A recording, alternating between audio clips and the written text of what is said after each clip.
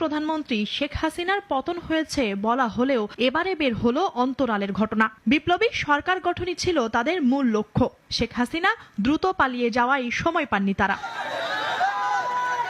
নাগরিক টেলিভিশনে দেওয়া এক সাক্ষাৎকারে একথা জানিয়েছেন বৈষম্য বিরোধী ছাত্র আন্দোলনের মুখ্য সমন্বয়ক আব্দুল হান্নান মাসুদ। বলেছেন, কোটা সংস্কার আন্দোলনের সূত্র ধরে সরকার পতন না ঘটলে বিকল্প পরিকল্পনাও ছিল তাদের। 16 তারিখের আগে যদি সরকার দাবি মেনে নিত তাহলে হয়তোবা আমাদের এই আন্দোলনটা, আমাদের এই সংগ্রামটা তো আর যেই সংগ্রাম আমরা গণতান্ত্রিক ছাত্র শক্তির ব্যানারে শুরু করেছিলাম সেই সংগ্রামটা শেষ হয়ে যেত না।